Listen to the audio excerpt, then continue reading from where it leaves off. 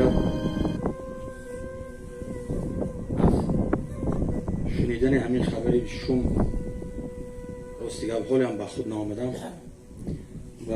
همین چند روز پیش در خانه من قریب 5 ساعت نشستیم صحبت کردیم. من 2 روز بعدش تو جان بیفتم اومدم من پیشواز گرفتم چقدر من این دودری از ناز میدم. من خودی با تربیتشم شاگردی من دودرکی من و وقتی که ما با کرامت الله قربانوف هم درس بودیم با تربیت هم وقتا خدمت میکردن ما با اکا گفته همراه ما میگشتن به سردوی میخوندن و یه روز ما گفتم با تربیت جان همین دعایی که منو کرامت الله خدمت کرده من همین امیربک خدا شما بداد. این خیلی هنری زوره و این صنعتکاری ناتکرار در جوانی الکه تمام جهان قریب امیربک میشناخت. همه هنرمندای دنیا میشناختن امیربک.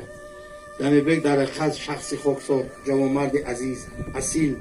با آداب، با فراست، با مدنیت. من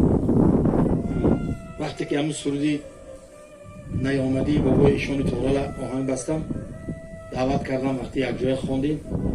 همش خودشون تشکیل کرده صفتای ساز کرده اومده سه بنچه گرفتن که هم توش کارا شد و من این مردم اینا قبول کردن و از نام وزارت فرهنگ جمهوری تاجیکستان شخصا وزیر فرهنگ از نام هنرمندای بسیار مشهور دولت ما سرکرده از پیری کار استاد جلبک مرادوف که پیری همه ما هستن و پیری منو امیربک و دیگر استادای صنعت همدردی اظهار کردن به اهل عائله فرزندای پدر و مادرشان و رئیس ناحیه و همه مهمانای آمده از رای دو و خاطر فرزندی ما و خاطر دادرک من و خاطر یک جان و جگری من همه کتان خوشون خدماتان بخش کنم. خدا بچه کم جای کرد جانت شد خدا رحمت کند. گفتی که میروم به سمرقند نزد تو بالله محلی نشکر آمد نیامدی دیگر نمیبیاد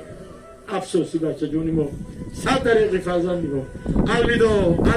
الویدا شما دیتان سر بار شکر از ما نگردن از خدا گردن یا امروز درگاه یگان تا تو نبیاد بچه کم من شرم نداشتم بگم که یگان سخنی بد کشته بشیده نمیتر کار کرده در دهنش فقط شکر خیلی خیلی شد چیکار کنیم هیچ ایلاج نیست برای همتون رحمت یک من التماس هم است که ممکن که من خطا باشد بچه که من بار اخیرام با کفکاری گوشه بود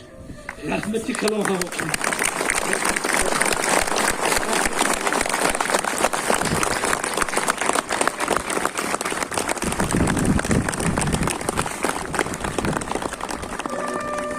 با همین